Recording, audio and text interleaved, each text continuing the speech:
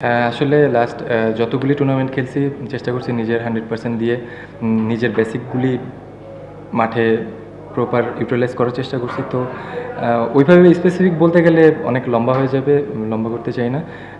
Of সিজনে কাজ করছি। অবশ্যই আপনি ৩ বছর ৪ বছর আগে যেরকম ছিলেন এখন তো এতদিন ক্রিকেট খেলার পর তো অবশ্যই নিজের ম্যাচুরিটি লেভেলটা পরিচয় দিতে হবে। তো এতদিন পরে তো অবশ্যই এখন পরিপূর্ণ আলহামদুলিল্লাহ। দেখেন এমন সিচুয়েশনে ম্যাচটা জেতানো ছাড়া আর কোনো অপশন নেই আমাদের কাছে, যেহেতু ২টা ম্যাচ। তো ম্যাচে ভালো কিছু কন্ট্রিবিউশন করতে পারছি, এটার জন্য ভালো লাগতেছে। আর যেহেতু আমরা অনেক নিচের দিকে, উপরে উঠতে হলে ২টা ম্যাচই জিততে হবে। তো ওইটাই প্ল্যান ছিল যে বেসিক প্ল্যানে যত টিমরে যত ডেপথে নেওয়া যায়। না, সত্যি কথা বলতে কোনো আক্ষেপ নাই। চেষ্টা করতেছিলাম এক টুর্নামেন্টের ফার্স্ট ডে থেকে স্টার্ট করছি যে আমি যে ফ্লোতে খেলতে চাই ওই ফ্লোটা যেন কন্টিনিউ করতে চাই। আপনি দেখবেন ম্যাক্সিমাম ম্যাচে, আমি 2টা ম্যাচ বাদে ম্যাক্সিমাম ম্যাচে আমি স্টার্ট পাচ্ছিলাম। হয়তো 2-3টা একটু লম্বা হয়েছে। এরপরে আমি যেটা চাচ্ছিলাম যে লম্বা ইনিংস, অ্যাজ এ ওপেনার আপনি যখন টিমকে একটু ভালো কিছু দিতে পারবেন, 70-80 দিতে পারবেন, তখন একটা টিমের জন্য ইজি হয়ে যায়। তো ওরকম কোনো খারাপ লাগা কাজ করতেছিল না। আমি যেভাবে স্টার্ট করতে চাচ্ছিলাম ওইটা মাঠে হচ্ছিল, কিন্তু লম্বা করতে পারতেছিলাম না। ওই জিনিসটা নিজের ভিতরে চাচ্ছিলাম যে লম্বা করি, লম্বা করি। এমন না যে কোনো আত্মতৃপ্তিতে ভুগতেছিলাম, এরকম কোনো কিছু না। না, সত্যি কথা বলতে কোনো প্রত্যাশা ছিল না। বেসিক প্ল্যান যেটা, যে আমি আমার খেলা এই প্রসেসে যাইতে চাই, যে এরকম কোনো এক্সপেকটেশন রাইখা টুর্নামেন্ট স্টার্ট করছি এরকম কোনো কিছু না। আমি নিজে চেষ্টা করতেছি যে যেটা বলতেছেন যে কোনো লক্ষ্য সেট করে আমি টুর্নামেন্ট খেলতেছি না। আমি নিজে ইমপ্রুভ করতে পারতেছি কিনা এই জিনিসটা চেষ্টা করতেছি। নিজের সাথে নিজের চ্যালেঞ্জ, যে আমি এই জিনিসটা ইমপ্রুভ করতে চাইছি, এটা কি হয়েছে কিনা। তো নিজের সাথে নিজের চ্যালেঞ্জ, ওরকম স্পেসিফিক টুর্নামেন্টের স্টার্টের আগে এনসিএল যখন স্টার্ট হয়েছে কোনো লক্ষ্য ছিল না যে হাই স্টার্ন গেটার হইতে হবে বা এই টুর্নামেন্টে ভালো করতে হবে, একটা টুর্নামেন্ট ভালো শেষ করে আসছে আরেকটা ভালো খেলতে হবে, এরকম কোনো প্ল্যান ছিল না। নিজের সাথে নিজের চ্যালেঞ্জ, যে যত বেশি বড় করা যায়। ওরা চেষ্টা করছে, আমি আমার 100% চেষ্টা করছি। আমার এক্সিকিউশন বেশি বেটার হয়েছে দেখে হয়তো আমি সাকসেস। হয়তো ওরা প্রপার এক্সিকিউশন করতে পারে না, এর জন্য হয়তো ওরা অনেক ভালো বলিং ডেপথ, কিন্তু আমি আমার 100% দেওয়ার চেষ্টা করছি, এর জন্য হয়তো সাকসেস।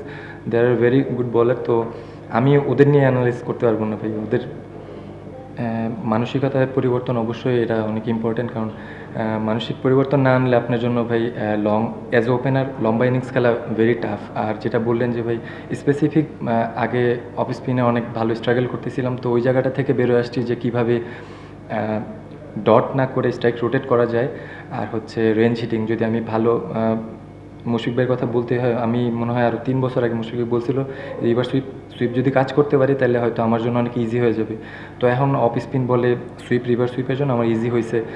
দেন স্লগ সুইপ আগে অনেক ভালো ছিল, মাঝখানে আমি অনেক স্ট্রাগল করতেছিলাম, আউট হইতেছিলাম। তো এইসব জায়গা বলতে গেলে অনেক লম্বা হয়ে যাবে। তো অবশ্যই কিছু জিনিসের পরিবর্তন আনছি দেখে হয়তো এখন সাকসেসটা আসতেছে।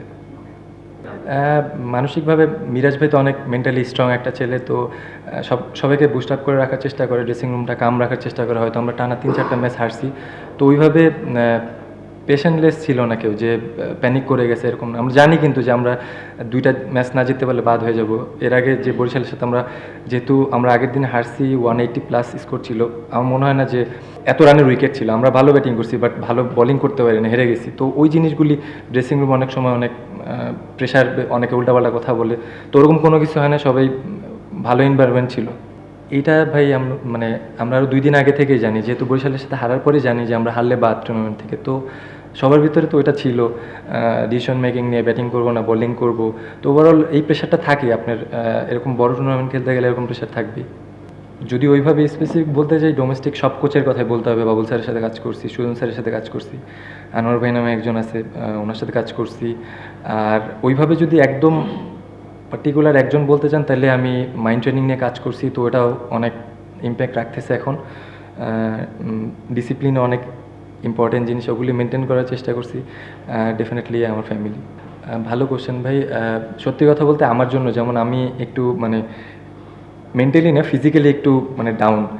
ব্যাক টু ব্যাক আপনি 4 ডে খেলে আবার একটা টি-20 টুর্নামেন্ট মেবি 14-15 দিনে 12টা না কটা ম্যাচ খেলছি। এরপর অল্প কিছুদিন ব্রেকের পরই এই টুর্নামেন্ট, একটু যদি লম্বা গ্যাপ থাকে তাহলে আমাদের জন্য খুবই ভালো। আর আমি চাই প্রত্যেকবারই এই টুর্নামেন্টটা ক্যারি করুক, বিপিএল এর আগে যেটা হয়েছে। কারণ আমাদের এই বিপিএল বাদে কিন্তু অন্য কোনো আর টি-20 প্ল্যাটফর্ম নাই। তো আমি চাই এটা বোর্ডের কাছে রিকোয়েস্ট থাকবে যে প্রত্যেকবার যেন এই টুর্নামেন্টটা ক্যারি করে। না, অবশ্যই মুশফিক অনেক দিন পরে ইনজুরি থেকে কামব্যাক করছে, ভালো স্টার্ট, দুর্দান্ত বোলিং করছে। আর হাসান তো অ্যাজ ইউজুয়াল সবসময় ভালো করে। ওর উপর আমাদের টিমের ট্রাস্ট অন্যরকম। তো ওরা গেমের ডিফারেন্স বের করে দিচ্ছে বোলিং পার্টে। যেটা যদি বলেন যে রনি ভাই বাদে কিন্তু সবাই মোটামুটি ভালো করার চেষ্টা করছে, কিন্তু হাসান, মুশফিক ওরাই গেমের ডিফারেন্স সিনারি বের করে দিচ্ছে। না, এটা ফার্স্ট না সেকেন্ড আমি এক্স্যাক্টলি বলতে পারতেছি না। এর আগে একটা 100 করছিলাম, ওটা কাউন্ট হয়েছে কিনা আমি জানি না। এটা সেকেন্ড আই থিঙ্ক আমার যতটুকু বিপিএলে। হ্যাঁ, তো অবশ্যই এটা জন্য স্পেশাল। অবশ্যই এরকম ভালো উইকেট হইলে সবসময় আমরা ধরেন এর আগে আমাদের দেশি প্লেয়ারদের নিয়ে অনেক কোশ্চেন হইতো যে আমরা বাউন্ডারি মারতে পারি না, 4-6 মারতে পারি না।